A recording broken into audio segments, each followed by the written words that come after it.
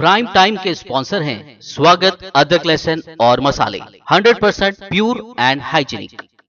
आदाब, मैं Mohammad Abdul Ali. Prime time में आपका खैर मकदम है। नाज़रीन इकराम, कोविड के आने के बाद से पहली लहर, फिर दूसरी लहर, अब बात हो रही है तीसरी लहर की। तो क्या हकीकत है तीसरी लहर की? ये कहा जा रहा है कि हिंदुस्तान में अक्टूबर से दिसंबर तक तीसरी लहर चलेगी और ये ख़ासकर बच्चों को ज़्यादा मुतासिर करेगी। तो सारे माँ बाप जिनके बच्चे छोटे हैं वो काफ़ी फ़िक्रमंद है। क्या उन्हें फ़िक्र करने की ज़रूरत है? वाक़ई क्या थर्ड वेव छोटे बच्चों को मुतासिर करेगी? इस बारे में हम गुफ्तगू करेंगे। स्कॉटलैंड यूके से जुड़े हैं हमारे साथ डॉक्टर उमैर खान साहब, जो कि पीडियाट्रिक इंटेंसिव केयर कंसल्टेंट हैं Edinburgh royal hospital for children, और साथ ही साथ ये प्रोफेसर हैं पीडियाट्रिक्स के, senior clinical lecturer, university of Edinburgh. कमाल की बात है, ये डॉक्टर साहब की बुनियादी तालीम हिंदुस्तान में हुई है और ये कोर हैदराबादी हैं। यह और बात है कि अपने जौहर ये बैरूनी ममालिक में दिखा रहे हैं। काफ़ी एनर्जेटिक और काफ़ी जो है बच्चों के मामले में महारत रखते हैं। इंशाअल्लाह इनसे गुफ्तगू करके हमें भी और आपको भी काफ़ी मालूमात हासिल होगी। डॉक्टर उमर खान, आपका बीबीएन चैनल पर खैर मकदम है। तारुफ का शुक्रिया। जैसा मैं एक चीज सिर्फ ये थी कि अभी प्रोफेसर बनने कुछ दिन है, अभी तो सीनियर क्लिनिकल लेक्चरर हूँ यूनिवर्सिटी ऑफ एडिनबरा में, और जैसा आपने बताया intensive care, paediatric intensive care का कंसल्टेंट हूँ Edinburgh royal hospital for children. जी, इससे पहले कि हम मेन सब्जेक्ट पे जाएं, छोटे छोटे बच्चे जब नाजुक हालत में आपके पास आते हैं तो कैसा कैसा लगता होगा आपको एज ए डॉक्टर? उनको कितनी जी, नज़ाकत से संभालना होता है। बड़े लोग आएंगे तो वो तो कहेंगे कि उनको क्या प्रॉब्लम है, जी, जी। मगर जो छोटे छोटे बच्चे आते हैं, ना शऊर होता है ना फहम होता है, और उनकी तकलीफ़ को किस तरह से ज़ाहिर करना वो भी पता नहीं होता है। तो क्या कैसी कैफियत होती होगी आपकी उनको देखकर?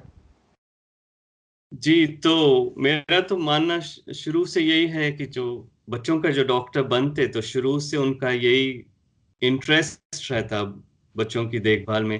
जी। मेरे लिए भी ऐसी था कि हम्म। बच्चों से एक लगाव, और ये मानना कि जब बच्चों का इलाज कर रहे तो आप सिर्फ बच्चों का ही नहीं, you are treating the parents, parents का भी आप इलाज कर रहे हैं, सारी फैमिली के लिए आप केयर कर रहे हैं उन लोगों की। तो उसमें चैलेंजेस तो हैं, मगर जी, उसमें फिर सेटिस्फैक्शन भी काफ़ी है कि यू आर जस्ट नॉट बिल्कुल। ट्रीटिंग एक एक इंडिविजुअल का इलाज नहीं कर रहे, आप पूरी फैमिली का कर रहे। और सहूलत उसमें जैसा आप बताया कि थोड़ी मुश्किल अबाउट कि बच्चे अपना बता तो नहीं सकते ज़्यादातर, हम्म। छोटे बच्चे खुसूसन, मगर ये मानना है डॉक्टर्स का और नर्सेस का कि द पेरेंट्स, माँ बाप जो है, दे आर द बेस्ट जज। वो लोग क्योंकि हमेशा बच्चों के साथ रहते, दे नो, वो अपने बच्चों को सबसे अच्छा वो जानते। सो इफ दे, हम्म। अगर माँ बाप ये सोच रहे कि बच्चा मेरा ठीक नहीं है, तो दैट, वो सिंगल एक ऐसी चीज है दैट विल वरी मी, जो मुझे परेशान करेगी, कि अगर माँ बाप बोल रहे कि उनके बच्चे की हालत ठीक नहीं है, तो आए किसी हालत में उसको इग्नोर नहीं करते फिर, क्योंकि वी नो हम्म। कि हम अभी देख रहे 5 मिनट से पेरेंट्स को हम्म। बहुत अच्छा मालूम अपने बच्चे के बारे में। तो हम्म। एंड दैट इज व्हाट, जब कोई पेरेंट्स कभी बात करते वक्त ये बताते कि सॉरी, अपोलोजाइज करते कि may be it is nothing but we come to you, जैसे यहाँ पे भी because we are worried about a child, तो हम यही कहते हम्म। कि अगर आप समझ रहे कि बच्चा ठीक नहीं है, that is enough for us to want to ज्यादा गौर से फिर बच्चे को देखेंगे हम। जी। कोई भी पेरेंट का कंसर्न डिसमिस नहीं करना है। तो okay. I think that is our single most important tool to make out कि बच्चे बच्चे की क्या हालत है। जी। जी, बहुत अच्छे। अब मैं ये जानना चाहूँगा कि ये जो थर्ड वेव की बात की जा रही है और साथ साथ ये भी कहा जा रहा है कि इस बार छोटे बच्चे ज़्यादा मुतासिर होंगे, तो वहाँ पर यूके में क्या हालात है इस ताल्लुक से? जी, तो अभी तो यूके में भी सेकेंड वेव की पीक थी अंटिल एक आध महीने पहले तक सेकेंड वेव का था। मगर ये कोविड वायरस का जो मामला है उसमें जैसा फर्स्ट वेव में प्रेडिक्टेड था कि सेकेंड वेव तो आएगी जरूर, और उसका प्रेडिक्शन यही था कि अप्रैल मई में शायद देखेंगे हम, मार्च अप्रैल में यहाँ पे, और इंडिया में सोच रहे थे कि मई और जून में देखेंगे सेकेंड वेव। तो वहां तक तो सही था, मगर आपको भी मालूम है कि कोविड जो इन्फेक्शन है वो काफी बदलते रह रहा है। वायरस का नेचर है म्यूटेशन का। तो दो उस दो बार म्यूटेशन हो गया है जी इतने जी कम अरसे में। जी, और आप देख रहे कि अब तो WHO उसको अल्फा वेरिएंट, बीटा, डेल्टा, पहले जो इंडियन वेरिएंट बता रहे थे वो डेल्टा, तो दो वो म्यूटेशंस हो रहे, तो उसमें डॉक्टर्स और साइंटिस्ट की ये बेस्ट गेस सिनारियो है रादर देन कंफर्म कि ऐसी होगा। थर्ड वेव का भी यही है कि हो सकता अक्टूबर तक वायरस फिर थोड़ा सा म्यूटेट करेगा। उसमें बड़ा फैक्टर ये रहेगा कि जो लॉकडाउन की वजह से, जो एहतियात की वजह से जो कम होंगे इन्फेक्शंस, फिर लोग आराम से फिर बाहर निकलेंगे, स्कूल्स फिर खुलेंगे, तो उसमें वो वजूहत रहेंगे कि थर्ड वेव आएगा। और ये इसलिए जो वैक्सीन का जो इम्पोर्टेंस है उसमें ये है कि शायद वैक्सीन इम्यूनिटी बढ़ेगी हर एक में, और ये जो थर्ड वेव होगा उसमें नंबर्स कम होंगे अगर जी वैक्सीनेशन। जी जी, वैक्सीन की बात जहाँ निकली है तो मैंने ये भी सुना है कि ये भी जो है ज़ेरे गौर है कि आया फ्लू शॉट्स अगर बच्चों को देंगे तो क्या बच्चों में प्रोटेक्शन होगा कोविड जी, से? अगेन कोई ज्यादा रिसर्च इसमें नहीं हुई। जो रिसर्च हुई पहले ब्राजील और इटली में हुई, फिर कुछ रिसर्च यूएस यूके में भी, ऑब्जर्वेशनल स्टडीज। ये हुआ कि जब वो लोग लास्ट ईयर के फिगर्स देखे तो उसमें ये हुआ कि जो बच्चे फ्लू वैक्सीन ले चुके उनको या तो इन्फेक्शन रेट बनिस्बत जो बच्चों के नई जो लिए फ्लू शॉट उसमें कम है, या अगर इन्फेक्शन हो भी तो हॉस्पिटलाइजेशन या आईसीयू केयर की कम जरूरत पड़ी जिसको फ्लू शॉट, तो उसमें ये एसोसिएशन निकला कि शायद कुछ प्रोटेक्शन हो, मगर डेफिनेट अभी नहीं बता रहे, कंक्लूसिव नहीं है। कंक्लूसिव नहीं है। मगर ये जी है कि based on large studies it is recommended, अब रिकमेंड कर रहे हैं कि अगर फ्लू शॉट ले सकते तो ले लें बच्चे। उसमें दो फायदे हैं, एक कि शायद एक वायरस एक वैक्सीन की वजह से क्रॉस इम्यूनिटी अगेंस्ट कोविड हो सकती, वन रीजन वो है। सेकेंड रीजन ये है कि अगर फ्लू शॉट की वजह से आपको फ्लू से भी अगर बच जा रहे हैं, आप इन्फ्लुएंजा से बच जा रहे हैं, तो शायद फिर विंटर में जो हॉस्पिटल एडमिशंस कम होंगे, हॉस्पिटल बच्चे नहीं की जरूरत नहीं पड़ेगी, तो हॉस्पिटल का जो एसोसिएटेड कोविड इन्फेक्शंस है वो भी कम होंगे। तो ये दो रीजंस की वजह से मुनासिब है कि फ्लू शॉट अगर ले सकते हैं तो ले लें बच्चे। अच्छा अच्छा, अब तक के आंकड़ों के मुताबिक जब से कोविड शुरू हुआ है कितने बच्चे मुतासिर हुए हैं और कितने जो है उसकी वजह से जान बहक हुए हैं? तो ये अलग अलग कंट्रीज में इसकी काफी रिसर्च हुई। अभी अभी मैं वो सेंटर फॉर डिजीज कंट्रोल जो यूएस का है उसमें देख रहा था कि ओवरऑल वर्ल्ड में तो अबाउट 170 मिलियन, डब्ल्यूएचओ का जो फिगर है 170 million patients, adults and children hospital infected. तो infection rate different from number of people getting hospitalised. तो वैसे ही अमेरिका में अभी जो आया वो कुछ स्टेट्स का, 11 शायद स्टेट्स का ये है कि 4 मिलियन बच्चे आउट ऑफ 28 मिलियन टोटल। तो अबाउट 14% बच्चों में इन्फेक्शन है सिर्फ पॉजिटिव को। उसमें से बहुत कम बच्चों को हॉस्पिटल की जरूरत पड़ती और उससे और कम बच्चों को आईसीयू की। तो ये जो अभी एक लैंसेट जो जर्नल है उसमें काफी बड़ी स्टडी थी, 5 या 6 कंट्रीज की, UK, Italy, Germany, Spain, France और साउथ कोरिया में। तो उसमें ये देखे कि साल भर में कितने डेथ्स हुए, कितने बच्चे मरे साल में, और उसमें से कितने कोविड की वजह से। तो जैसे यूके में अगर देखें आप तो तकरीबन 4000 बच्चों की मौत हुई ओवर द ईयर। वो कोई अनयूजुअल बात नहीं है, कई वजूहात की वजह से, road traffic accidents, heart disease, chest problems. तो उसमें 4000 अगर बच्चे मरे तो उसमें से 7 कोविड की वजह से। Only 7, less than 0.2%। मतलब 1% तो छोड़ दिए आप, 0.5% भी नहीं, 0.2%। वैसी अगर आप जर्मनी का हिसाब लें तो तकरीबन 3000 डेथ्स हुए और उसमें से 9 बच्चे कोविड के। तो उधर भी 0.32%।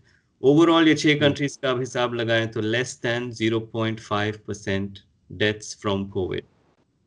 ओके। तो क्योंकि आपके चैनल के जरिए से मैं यही कहना चाहूंगा कि बच्चों में हो सकता पॉजिटिविटी थोड़ी बढ़ेगी, मगर नेचुरल जो रेजिलियंस है बच्चों का, उसकी वजह से हॉस्पिटलाइजेशन कम होगा और आईसीयू या डेथ्स तो कम होंगे।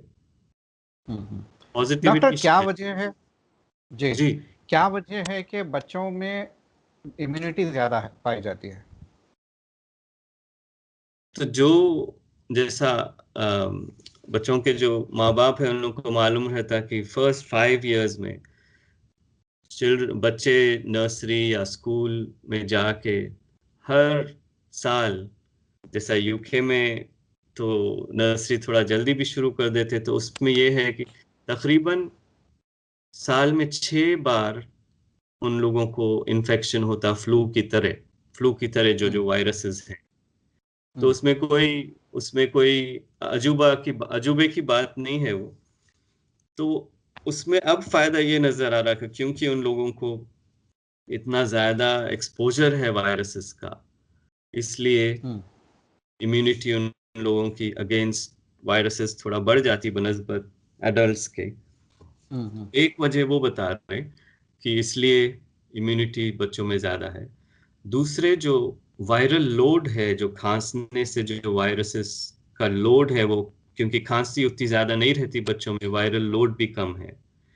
और तीसरे जो हम जो देख रहे क्लॉटिंग का जो मसला है कोविड में एडल्ट्स में, उसमें ये है कि एडल्ट्स के जो ब्लड वेसल्स है वो थोड़े सख्त हो जाते हैं, उसमें क्लॉटिंग के ज्यादा चांसेस रहते, तो वो भी बच्चों में stronger blood vessels, less chances of clot, तो इसलिए बीमारी बच्चों में कम है।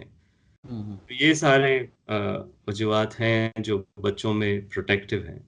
और हम और पीडियाट्रिशियन जो बच्चों के डॉक्टर है उन लोगों को तो काफी इत्मीनान है ये बातों से कि इसकी वजह से बच्चे तो कम से कम महफूज हैं। तो ये बड़ी खुशखबरी की बात है, लोगों के दिल को इत्मीनान होगा कि जो है बच्चों में पहले तो आएगा नहीं, अगर आ भी गया तो वो उतना मुतासिर नहीं करेगा क्योंकि इम्यूनिटी उनकी ज़्यादा होती है। जी जी। अब इसके बावजूद कहीं लोग लापरवाह न हो जाएं, इस ताल्लुक़ से छोटे बच्चों में ये बीमारी पहले तो आए ना, आए भी तो किस तरह से जल्दी चली जाए, ये तो खैर सेकंड स्टेज है। पहले ये बताइए कि एहतियातें क्या क्या करना है छोटे बच्चों में ताकि कोविड का इन्फेक्शन इन्हें ना हो। तो कोविड में सबसे ज्यादा most effective way of prevention, even bigger than the vaccine, वो ये रहा कि सोशल डिस्टेंसिंग और जो हैंड वॉशिंग का जो था और मास्क लगाने का, तो वो तो अभी कंटिन्यूअसली जारी रखना है, वैक्सीन लगे या नहीं लगे। वैक्सीनेटेड है वो भी यही करें कि सोशल डिस्टेंसिंग मेंटेन करें, ज़्यादा जो बड़े बड़े फंक्शंस हों वो अभी मुनासिब नहीं है। और मास्क स्पेशली स्कूल गोइंग बच्चों के लिए 10-12 साल से बड़े जो समझ सकते हैं उन लोगों को मास्क लगाएं। तो प्रिवेंशन के लिए अभी तो वही कंटिन्यू करना है जैसा पहले कंटिन्यू हुआ। इवन स्कूल्स, अब जहाँ पे स्कूल्स खुल गए मगर बच्चे मास्क लगा के जा रहे स्कूल, और टेस्टिंग ज़्यादा है तो उसकी वजह से पॉजिटिव रिजल्ट्स भी ज़्यादा हैं, मगर अगर पॉजिटिव हों तो फिर 2 हफ्ते तक वो लोग स्कूल नहीं जा रहे। तो उसमें ये है कि दूसरे बच्चे प्रोटेक्टेड हैं। जी। तो रूल्स तो वही अप्लाई होंगे अभी, सोशल डिस्टेंसिंग वाले, हैंड वॉशिंग और मास्क। बच्चे तो बच्चे ही हैं, उन्हें कितनी भी एहतियातें बताओ मगर वो एहतियात इसीलिए नहीं कर पाएंगे क्योंकि वो नासमझ होते हैं। जी। तो इस बारे में आप क्या कहेंगे, और फिर क्या अभी स्कूल्स खोलना चाहिए या फिर एहतियातन अभी वेट करना चाहिए? अभी इंडिया के हिसाब से तो अभी तो वेट करना है। अभी तो गर्मी का भी है, तो अगस्त में फिर सोच सकते कि depending on rate of infection अगस्त में सोच सकते कि खोलें। अब जहाँ तक नासमझी की बात है, क्योंकि मैं बच्चों का डॉक्टर हूँ, तो रिस्पेक्ट जो बच्चों के इंटेलिजेंस के लिए है वो आई सी दैट, मैं देखता हर वार्ड में अक्सर देखता हूँ मैं कि अगर बच्चों के लेवल पे समझाए आप तो बच्चों को समझ में आ जाती बात। तो यहाँ पे जैसा है कि कॉमिक्स के जरिए, कार्टून्स के जरिए कोविड का इंफॉर्मेशन काफ़ी ज़्यादा है बच्चों में। स्कूल्स में आप जाएं यहाँ पे, तो अगर कोई मास्क नहीं लगा रहा तो बच्चों को कोई तकल्लुफ नहीं है ये बोलने में कि मास्क लगाइए आप। और क्योंकि बच्चे बोल रहे, तो जब बच्चों को आप एम्पावर करेंगे कि they can say to the teacher, for example teacher को बता सकते कि आप मास्क क्यों नहीं लगा रहे, तो वो आराम से अपना बोल देते और टीचर फिर सुन भी लेते। तो क्या शॉपिंग सुपरमार्केट्स में, तो हम तो वही देख रहे हैं कि because if you are able to communicate comics के जरिए या कार्टून्स के जरिए या ऐसी अपनी बातचीत के जरिए, तो वो लोग काफी कॉशियस हैं बच्चे, काफी प्रिकॉशंस ले रहे खुद ही। ओके। अब ऐसा जैसा सुपरमार्केट पे अगर गए आप, बाहर हैंड सैनिटाइजर है, तो जहां तक मैं देखा एडल्ट से ज्यादा बच्चे अपना हाथ हैंड सैनिटाइजर से साफ करके जा रहे। तो इसलिए मैं तो होपफुल हूं कि अगर बच्चों को समझाएं तो जरूर समझ जाएं। अब यहाँ पे ये सवाल होता है कि समझाने वाले कितने हैं? जी जी। अब आप डॉक्टर हैं, आप उनकी साइकोलॉजी से वाकिफ़ हैं, और हो सकता है आपके जो पेशेंट्स आते हैं उनके पेरेंट्स भी काफ़ी अवेयर हैं इस मामले में, और बच्चे की मेंटालिटी के ताल्लुक से सेंसिटिव हैं और जी उनके लेवल पे जाके समझाते हैं। मगर इतना बड़ा पॉपुलेशन इंडिया का, जी और जी इसमें डाइवर्स लोग रहते हैं, और इलिटरेसी ज़्यादा है। इलिटरेसी, अगर लिटरेट भी हो जाएं तो वो ग्राउंडिंग, वो ट्रेनिंग नहीं पाई जाती कि किससे कैसी बात करना है। जी जी बच्चों को उनके लेवल पे जाके समझाना ये बहुत कम लोगों को आता है। जी। ऐसे में क्या करेंगे? तो इसलिए तो आपके जैसे लोगों की जरूरत है, जो who have a जो व्यूअरशिप आपकी है, आपके जैसे शोज हैं जर्नलिस्ट की एजुकेशन। और जैसा अब मेरा ताल्लुक काफ़ी एक्सिस फाउंडेशन जैसी चैरिटी है उससे काफ़ी गहरा ताल्लुक है। तो उसमें जो यहाँ पे जो एजुकेशनल मटेरियल है डिज़ाइन फॉर चिल्ड्रन, वो मैं दिया हुआ हूँ। तो उनके जो मीटिंग्स है उसमें पेरेंट्स को वो मटेरियल ट्रांसफ़र कर रहे, और उसको अलग अलग लैंग्वेजेस में भी ट्रांसलेट किए। बहुत अच्छा। जी जी। मगर बहुत अच्छा, आपके जैसे लोगों जबरदस्त। की जरूरत इसमें ज्यादा है टू स्प्रेड दैट। इंशाल्लाह हम हर मुमकिन कोशिश करेंगे, जी जी। अब हर जैसा मुमकिन हर लेवल पे। ट्विटर पे भी आजकल काफी एजुकेशन है माँ बाप के लिए, आपके जैसे शोज, तो इंशाल्लाह उम्मीद तो है कि ज्यादा से ज्यादा नॉलेज डिस्ट्रीब्यूट हो। जी, माशाल्लाह। डॉक्टर, फाइनल कमेंट आपका। मेरा यही है कि परेशान होने की उतनी ज़रूरत नहीं है बच्चों के ताल्लुक से। जी। एडल्ट्स के वैक्सीनेशन ज़रूरी है, जो आप बता रहे थे कि कैसे हम एहतियात करें, कैसे इन्फेक्शन का रेट कम करें। एडल्ट्स हुँ, अगर वैक्सीनेट हो जाएँ, hmm, that will reduce the chances of infection बच्चों के लिए। और ये जो मास्क, सोशल डिस्टेंसिंग है, उसका पूरा-पूरा एहतियात करें। हुँ, और बिल्कुल घबराने की बात नहीं है। अगर इन्फेक्शन हो भी, तो इन्फेक्शन बच्चों में कम है, हॉस्पिटल की कम ज़रूरत है, आईसीयू की बहुत कम ज़रूरत है और इंशाल्लाह मौत बच्चों में बड़ी कम है। जी। जी, हमसे बात करने का बेहद शुक्रिया। आप स्कॉटलैंड से शुक्रिया। हमसे जुड़े, अपना कीमती वक्त हमें दिया और अपनी कीमती मालूमात से हमें नवाजा। उम्मीद करता हूँ कि आगे भी हम आप ज़हमत फरमाएँगे हमारे चैनल के ज़रूर, लिए। ज़रूर इंशाल्लाह। बेहद शुक शुक्रिया। शुक्रिया। तो नाज़रीन, ये थे डॉक्टर उमैर ख़ान साहब, ये स्कॉटलैंड से हमसे जुड़े थे और हमें बच्चों में कोविड के ताल्लुक से बता रहे थे कि अब तक के कोविड आने से लेके अब तक के जो स्टैटिस्टिक्स देखा जाए अक्रॉस द ग्लोब, बड़े-बड़े 5 कंट्रीज़ में जो है, जो डेटा जमा किया गया है, वो डेटा के मुताबिक बहुत ही कम परसेंटेज बच्चों का मुतासिर हुआ और उसमें भी बहुत कम परसेंटेज जो है मौत वाक़ई हुई। तो घबराने की तो ज़रूरत नहीं है, मगर लापरवाही नहीं बरतनी चाहिए। जो एहतियात दरकार है, वो एहतियात अगर आप अपनाएँगे तो इंशाअल्लाह आपके बच्चों को कोविड से कोई नुकसान नहीं होगा। इस उम्मीद के साथ आपसे इजाज़त लेते हैं। शब बख़ैर। अगर किसी को दिल की अहम रगों के बंद हो जाने की वजह से दिल का दौरा पड़ता है, तो उसे एंजियोप्लास्टी के ज़रिए एक स्प्रिंग, जिसको स्टेंट कहा जाता है, वो डाल दिया जाता है और दिल की रग को खोल दिया जाता है, जिससे मरीज़ फ़ौरन ठीक हो जाता है और उसे हॉस्पिटल में रहने की भी ज़रूरत नहीं पड़ती। ये पहली बार देखने और सुनने में आया है कि स्टेंट भी फेल हो सकता है। चुनांचे हाल ही में एक 40 साला शख्स को दिल का दौरा पड़ने पर स्टेंट डाला गया था। स्टेंट डालने के बाद वो सेहतमंद महसूस करने के बजाय उसे बुखार की शिकायत होने लगी और उसको सांस लेने में तकलीफ महसूस हो रही थी। उस मरीज को केयर हॉस्पिटल ले जाया गया, जहां पर अमराज क़ल्ब की माहिर टीम ने डॉक्टर BKS शास्त्री की क़यादत में तिब्बी जांच की। उसके बाद ये पता चला जो स्टेंट डाला गया था वो स्टेंट को इन्फेक्शन हो गया है और उस मकाम पर क्लॉट भी हो गया है, जिसकी वजह से ये पेशेंट जो है बुखार और सांस लेने में तकलीफ़ महसूस कर रहा है। चुनांचे ये बहुत ही रिस्की मामला था, अगर देर होती तो मरीज़ की मौत भी वाक़ई हो सकती थी।